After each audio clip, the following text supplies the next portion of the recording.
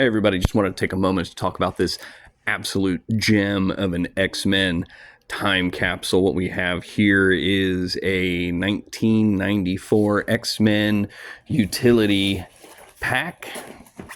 It is basically a cardboard child's backpack. It's got all kind of cool straps. It was made by a company called Wiz2. It's got the cool X-Men logo right there and Marvel right there. And this has never been used, and basically I just filled it up with a bunch of X-Men stuff and then promptly forgot about it. So let's open her up and see what's inside right off the bat. Let's go over here. We have vintage Gambit bookmark, vintage Wolverine bookmark, very clean. If we go over here, let's see. These cards out. Storm. Oh, this is a sample Storm Overpower card, I think. Or no, it's a Storm Wallet card. Yeah, pretty cool. And then, of course, I have my keys to the Danger Room. Gives me all access. I can practice all of my mutant powers. And of course, this shows that I was a mutant in good standing at the Xavier Institute. However, I was lazy and did not fill in my name. And what locker box is complete without some vintage Wolverine chapstick? Has it been used? Nope. Nice, clean, sharp edge. And it's red because it's Wolverine, and it's cherry flavored because that's what kids like. So now we go into the box, and right off the top, we have Wolverine pocket watch. No, I'm sorry, Wolverine wristwatch, LED, not LED. I doubt that it worked terribly well as a watch, but it probably looked cool in the 90s. And then look at this. It's just filled to the brim with all sorts of good stuff. Right off the bat, we've got some foaming cleanser to keep your mutant body nice and clean. There is some Wolverine shampoo. This is full. I'm bald now, but not then. And I don't know, maybe I thought the shampoo would be collectible at some point, but it is still pretty neat. I'll keep digging in this box of goodies. Pogs. It's a Pog pack. I think there's another one in here. There's another Pog pack.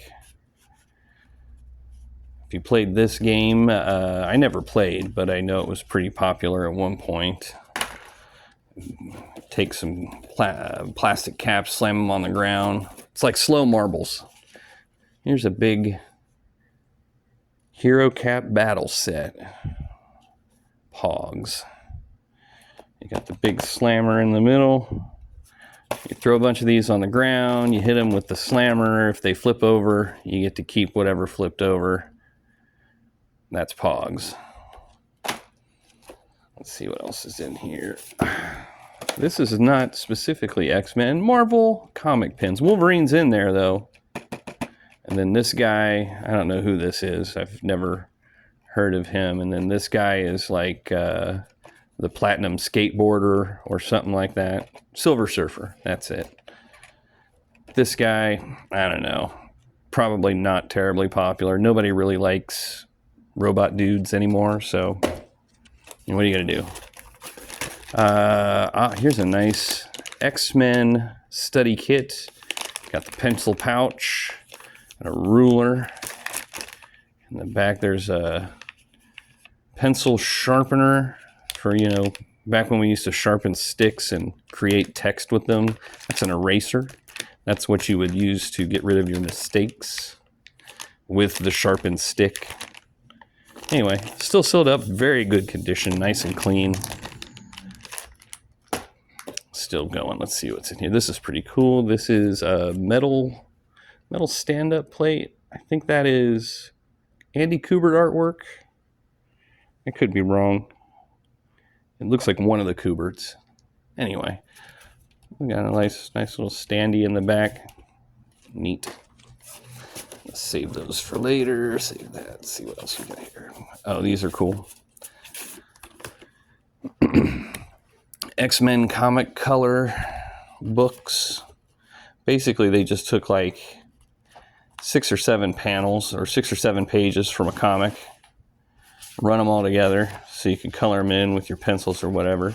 And then there's Marvel trivia, X-Men trivia. You color these badges. Maybe there's some X-Men jokes here. Let's see, what's Archangel's least favorite kind of cake? Devil's food. But why don't the X-Men need any strong rope? Because they have cable. You get it. All right. Hilarious when you're 13, probably. Anyway, there's that. These are pretty cool. These are Magic Picture X-Men books. Basically, they would take pages from the comics, remove artwork here, and then you would have to come in with a pencil or a nickel and scrape over it, and then it would reveal the artwork, and then I suppose you could color the whole back thing in later. Now, the funny thing is if you're expecting to get a cohesive story out of these pages, good luck, brother. They basically would just take random pages, throw them into the book, and then when you're all done, you basically had to kind of just figure it out. No real rhyme or reasoning. Like, these are all from different X-Men stories. None of this is a good complete story. You're just on your own. But they had Wolverine in a lot of them, so that's why they sold. And I've got 2 of them here. So apparently it's a very popular book back in the day. Got, what do we have here? We have an X-Men Chillers. This is basically Marvel's attempt at like Goosebumps with mutants. I think this is like a vampire story with Wolverine and Dracula and all the X-Men. But, you know, here's the funny thing. Like, if you read comics, you know, a not comic version of a comic book story is kind of lame. I mean, I can see why this really didn't take off too well. There is, however, a poster in the back. And then the poster was basically just a paper version of one of the trading card series that were coming out at the time. Very clean. Very nice. And then what else we got? Oh, 2 little mini boxes. X-Men playing cards. These were pretty cool. All the face cards were different mutants, and I think it was almost entirely Jim Lee artwork. So you had like Storm and Rogue and Jubilee, and then I think like Wolverine and Gambit and Cyclops. They were all like the kings and queens and jacks, etc. So pretty fun. Still sealed. There it is. There, yeah. There's Cyclops, most of Magneto, Bishop, yeah, the whole gang. Nice deck of playing cards. And then last but not least, in case, you know, while you're fighting the evil Brotherhood of Mutants and you catch a boo-boo, well, we got some nice sterile adhesive bandages. There's 7 of them, so, I mean, you know, unless you've got a healing factor, you're going to blow through that pack pretty quick. But there it is. You know, that's all of it. That's a pretty neat 30-year-old or so X-Men time capsule from the 90s. I hope you enjoyed the video.